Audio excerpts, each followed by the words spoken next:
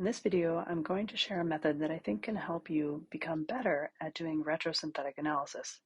In other words, looking at a given product and figuring out chemically how you might synthesize that product from a given reactant.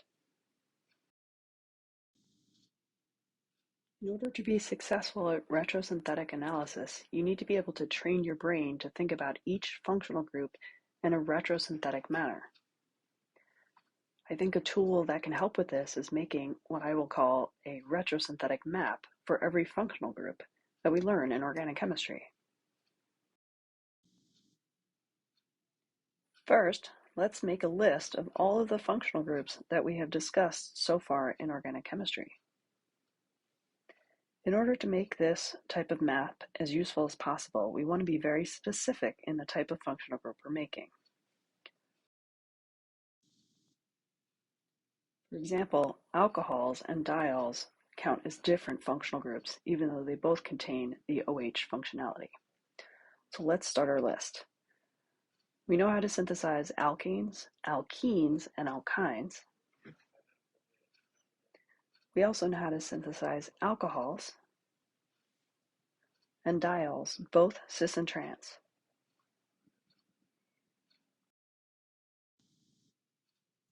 Closely related to diols and alcohols are the halohydrins. And we have also discussed reactions that synthesize other oxygen-containing functional groups such as aldehydes, ketones, and carboxylic acids.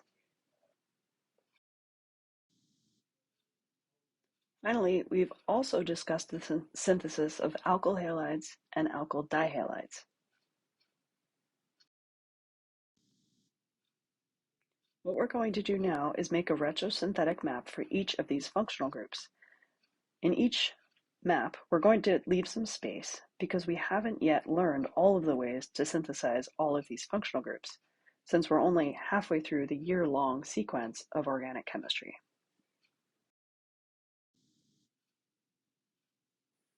I'm going to go through a few examples for a few functional groups now, but I'm not going to do all of them because the process of making the maps is very useful in learning the chemistry. So what you want to do when you sit down to make each of these maps is you want to look through your notes, or your textbook, or whatever resources you have, and look for all of the reactions that result in a synthesis of the particular functional group you're working on.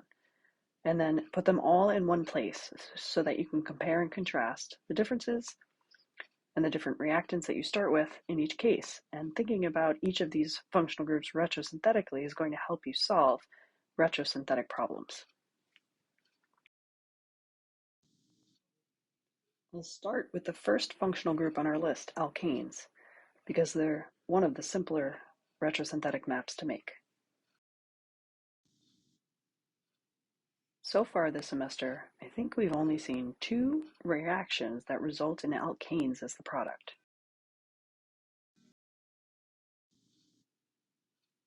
Those reactions are both reductions from the alkene or the alkyne.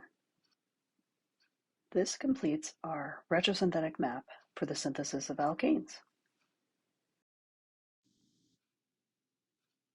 Next, we'll make a retrosynthetic map for the synthesis of alkenes. We know a few more ways to make alkenes than alkanes. One of the first ways we learn to synthesize alkenes are from alkyl halides through an E2 elimination, using a strong, bulky base, such as tert butoxide.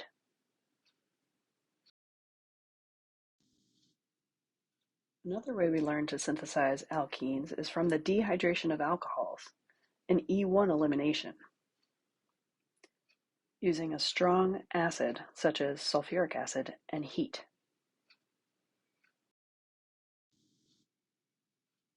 More recently, we've learned 2 reactions and 2 sets of reagents that will reduce the alkyne to the alkene.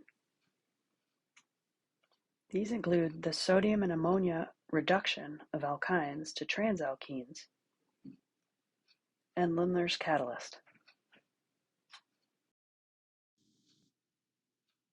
This retrosynthetic map for the synthesis of alkenes summarizes the main ways that we know how to synthesize an alkene.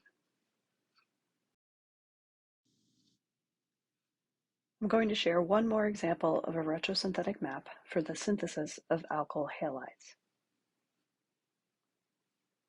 I'm going to use an alkyl bromide as my example molecule, although some of these methods will work with other halogens. One of the first reactions we learned in organic chemistry was radical halogenation of alkanes. This reaction requires either bromine or NBS, N-bromosuccinimide, and light or heat to produce bromine radicals.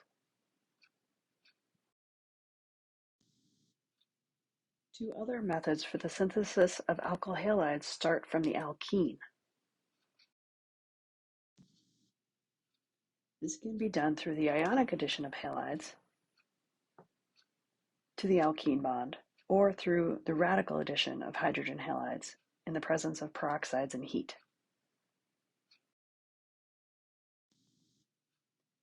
Try to complete retrosynthetic maps for the synthesis of the other functional groups mentioned earlier in this presentation.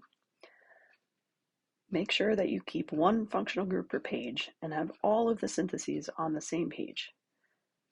Organizing your thoughts in this way will help you better approach retrosynthetic analysis problems.